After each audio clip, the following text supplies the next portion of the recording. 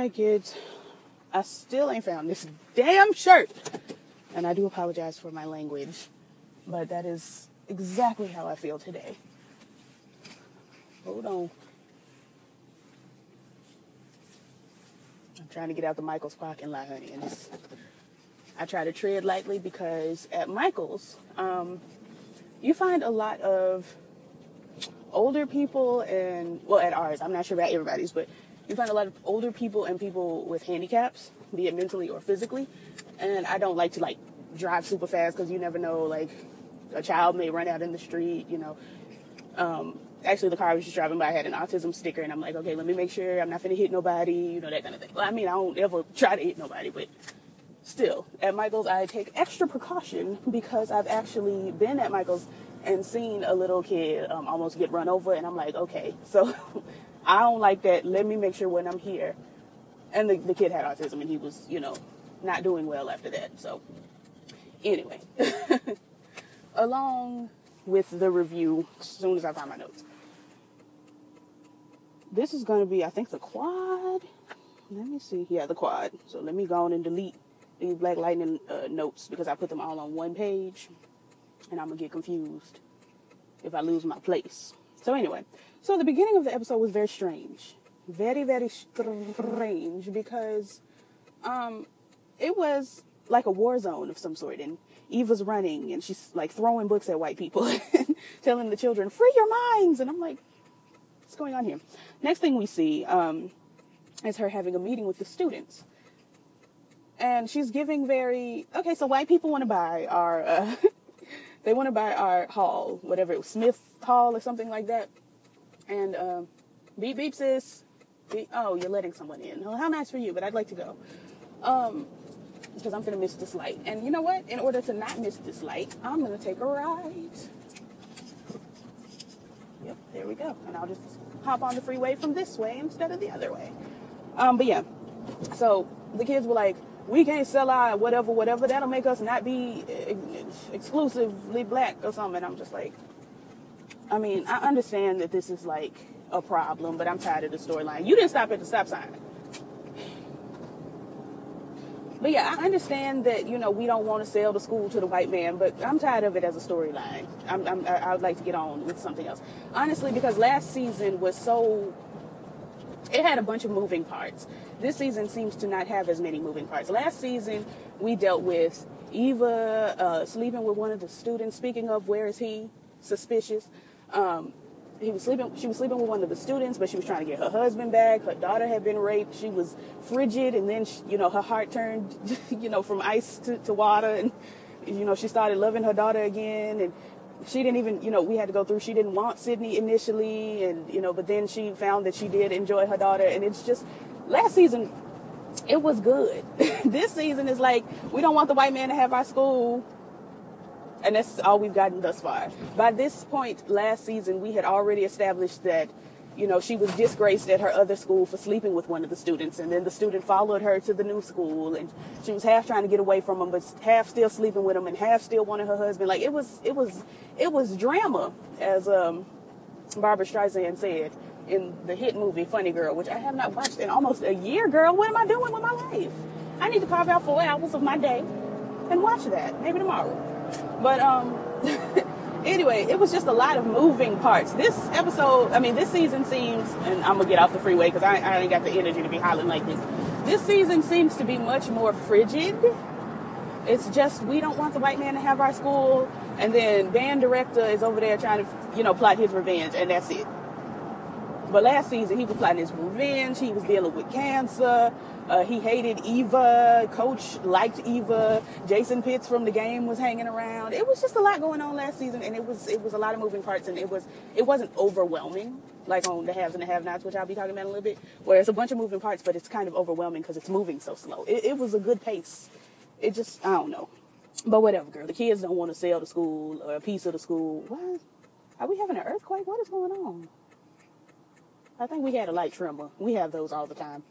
So anyway, I thought Cedric and new roommate had broke up, but here they are sleeping together in Cedric's room. Boy roommate busts in, and he got an attitude, and is giving very well, I wanted to come in my room. And I mean, yes, it is inconsiderate in dormitories when y'all both, pay tuition to be in this dorm. And it's a sign on the door saying you can't come in. That would piss me off too. But from what I can understand, he had always been rather cool about it. I don't know how men do. I know women generally are like, girl, who has the time? I got to get dressed for class and carrying on. My Fenty Beauty is in there on the sink, and I got to get, that kind of thing. But I don't know, girl. Anyway, so he comes in, he got an attitude, and for some reason, his attitude took new roommate, out the mood. Why are you in the street with your buck teeth and your gold tooth in the front? I'm sorry, I didn't have to drag her like that, but she did have those fresh curls, like she just came out the dryer. She just got a washing set. Anyway, but yeah. Some kind of way, boy roommate's attitude took new roommate out of the sexual mood, and she got up and left, and Cedric is just left there with his balls turning blue. And all of it was on my nerves, but I proceeded to move on. So Taina, is it Taina, Taisha, Tashina? It's Ty something, honey. Tamika. I went to school with a Tamika. Wonder what she's up to now. Tamika, if you're watching, hey girl, you probably don't remember me because I was one of those forgettable girls. Actually, I wasn't. I was not. I found that the longer I'm out of high school, the more people remember me. And I'm like, girl, you didn't talk to me at all in school. And now you see me around the block, and it's, hey, Kayla, how's it going? Ain't seen you in a minute. You ain't seen me because you ain't want to see me. We wasn't friends. The hell? Anyway, girl, back to this. Honestly, the only people that lived for me were the teachers. And either they lived for me or they hated me down boots. So that's just that.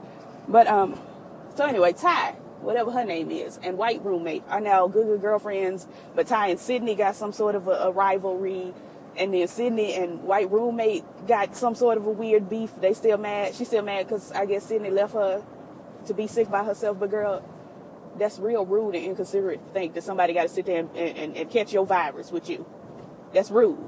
That's rude. We can't be friends if you think that once you got the virus, I also must get the virus. That's just not logical, and I'm not going to do it. I'm just, girl, the assignment of the enemy is canceled. Anyway, so, Ignorant Nigga is back. If you ain't catch last season, Ignorant Nigga is what I call the band, the drum major that was beating on everybody last season. You got to go back and watch it and see why I call him Ignorant Nigga, but he's back, because we slide over to the school that he transferred to with, fine, Rodrigo Lee. Rodrigo Lee is fine. He been fine since Sister. Fine boots. Him and Scooter, back in the 90s, were like my early crushes. My very first crush was Lil Bow Wow. God bless my heart. But Scooter and Rodrigo Lee, whew, and they both aged so deliciously. Just, girl. But anyway, so honestly, the more Rodrigo time we get on the quad, the happier I will be. But, so little girl that went over to his school, she squares up with drum major Ignorant Nigga. Honestly, I would avoid him because he's absolutely out of his whole mind. But whatever, girl. She's fearless. Then she tells band director, fine, Rodrigo Lee, that I did what you asked me to do as far as getting the music, blah, blah, blah. You promised me a spot in your band. And he like, girl, I don't have these memories. I don't know what you're talking about. It's lost on me. And some kind of way, girl, last season, she wasn't technologically this savvy.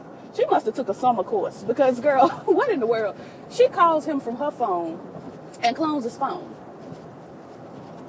I said, when did she get the power was in the... She was all about the band last season. Now she, Zoe Saldana, hacking computers and carrying on. Angelina Jolie. What is going on? Anyway, I was thinking about Angelina Jolie the other day. Honestly, one of my mothers. Anyway, girl, so, where am I? Oh, so let's move over to the dean. The dean pops in on Eva, and he always got an attitude, so I usually tune out what he's talking about. But he was mad because she had a meeting with the students, and she said that, the president of, girl, I couldn't remember, Howard or something, one of these fancy schools, is her good friend, and he gave her the advice to never take for granted your students. And so basically, she's utilizing the students and their opinions to make them feel valid, to make them feel like they got a choice, but they don't. It's like when your mama asks you what you want to eat for dinner, and then she give you like 3 choices because she only gonna make one of these 3 choices. So you feel like you have picked your dinner, but really she pre-selected for you. It's that same thing. Because my mama used to be like, okay, so with this chicken, because I'm making chicken, do you want corn, do you want potatoes, or do you want rice?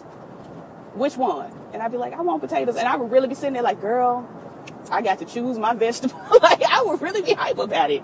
And as I grew up, I was like, wait a minute now. Wait 1 minute. What if I wanted broccoli? Like, anyway, girl. Where am I going? Okay, so Coach. Let's move over to Coach. Coach sitting in his office, and all of a sudden, some niggas walk in and they giving, hey, so where my money? I'ma need my coin. And I'm like, Lord, Coach is in some sort of debt. Let's get this on out the way. Come to find out, Coach's wife got a gambling problem. So he done busted over to the White House, took the kids. They just got over to the mama house. It's her weekend. And he taking the kids back. And she's like, at least tell me why. I'm like, you don't know why? You don't know you're trifling? And then she explains that everybody knew she was going to win, but some kind of way the other dude won, and now she $20,000 in the hole. I said, ma'am, miss, if you have as much money as you have to deep condition all that hair you got on your head looking healthy like that, then you need to utilize the money for that. You don't need to be gambling. Utilize the money for the deep condition. Because deep conditioning gets expensive out in these streets. And all that hair she had on top of her head. Then the children had all that hair. The kids had hair too. So not only do you have to deep condition your hair, you got to get the deep conditioner for the children. And the hot oil treatments and carrying on. That's expensive. Shampoo, conditioner. My L is out here $30 if you want like shampoo and conditioner. Same for the main choice. It's hard out here. You don't need to be gambling. Did I really go into a tangent about how I'm struggling to deep condition my own hair? I'm really not. Girl, I get cholesterol. It's $12 for a gallon, and I keeps it pumping, honey. I ain't got time. And my hair is healthy. But for the girls that don't know, anyway, I've gone all around the point. But moving on. I don't know who Dwight Jenkins is, but he coming to the school, and Bojan is intimidated. So I'm going to get him on out the way, too. Bojan goes to the coach and says, now, listen, I'm the quarterback. I don't know what y'all talking about with this Dwight Jenkins foolishness, but I'm the quarterback. And coach is like, well, you worked hard, and you got here, so you should be fine. But then Eva comes to the office and is like, so about Dwight Jenkins, what we and I'm like, Eva, Bojan has done his best. Bless his heart. Bless his heart. He's gone through a lot to get here. His daddy didn't want him at this nigga establishment, and here he is. Hold on to him. Anyway, and I think Dwight Jenkins was at the party later. They was having a party, girl. I don't know what was going on, but I'm going to tell you something. White roommate is not making wise choices, but I'm going to get to her.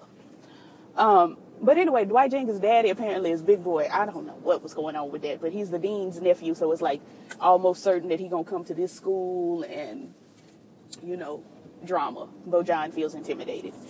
So Eva, she said having meetings. She having meetings this whole episode. I ain't gonna go into this one because I don't remember what happened. But we're gonna move smooth on to boy roommate. He got bruises and contusions, honey, all on his back. And Cedric say, "Hey, what's going on with your back?" And boy roommate says, "Mind your business." And at that point, I would have said, "Well, I would like for you to get some Neosporin for that cut, but I won't be in it any longer." And I would have zoomed right on into my own business and stayed there. But Cedric cares. You have 2 times to tell me to mind my business. First of all, I don't step out of my lane, so I don't not mind my business too often. But you have twice to tell me to mind my business, and your business will never be minded again. Never. Know that. If you somehow become my friend in real life, and like we here, and something's going on with you, and I say, now sis, what we gonna do about it? And you say, mind your business, and I say, okay. And then a couple weeks later, I say, well, sis, what are we going to do about it? And you say, I told you to mind your business. I'm gonna say, okay, and it's gonna be okay for real. Moving on. Little girl and new roommate over there. Little girl done hacked into some kind of computer, but now a virus is spreading through it. I don't know, honey. Tech words, geek things. All in all, though, little girl got a helmet, smashed her computer, and I was like, ma'am, wealthy. Because let me tell you something. Even if I did get a helmet, smash my computer, and call my mama and lie and say I dropped it and this is what happened, my mama would have been like, dang, Hate you dropped your computer. Now you're going to have to write everything. Try to pull up what you can on your phone, and we'll go from there. But that's a shame. See what kind of jobs they got on campus, because that's a shame. This girl took a helmet. My mom would have been. I wish I had my mama sitting right here to tell y'all how over it she would have been. So anyway, boy roommate is over there getting hazed, girl. One of the boys messed up on the creed or something like that, and then they took it out on boy roommate. I didn't have time for that. Cedric standing in the window. They see Cedric standing in the window looking at boy roommate looking at Cedric, and now they know each other, and boy roommate ultimately gets kicked out of the joint. So now he's all upset. This is the only thing he ever wanted in life, and he's so hurt. And I'm like, I don't understand. But I don't understand sororities and fraternities in the first place. I don't get it. It's stupid. Plumb stupid to me. But no shade to you girls. No shade for real. Like, no, it's stupid for me. It don't make sense for me.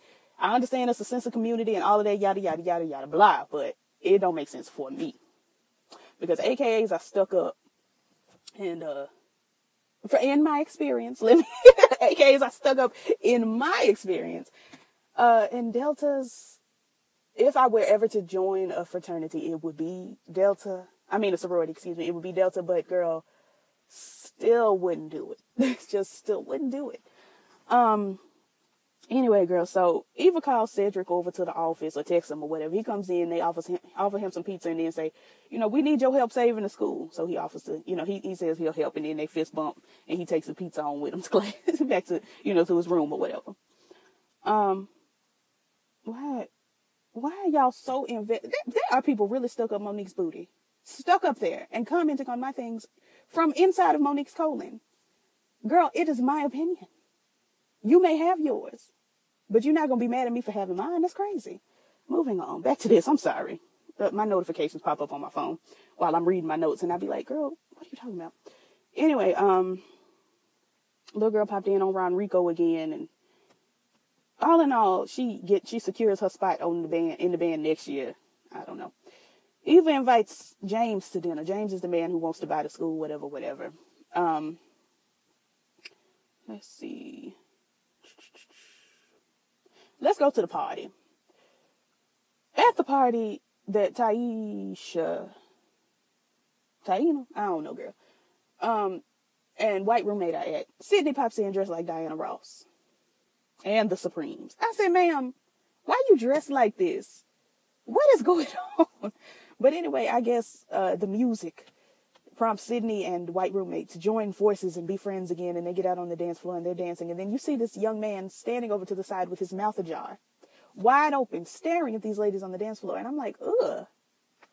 And then, a little later, Sydney decides she's going to go on home, buddy system, her and her girl, they're going to leave, it's fine. She blows off her quote-unquote, man friend. He ain't no boyfriend, because she won't let her get close, but he offers to walk her to the room, and I understand why you would be a little trepidatious about walking back to the room with a man after the things that have happened. But yeah, she blows him off, and he's feeling some kind of way.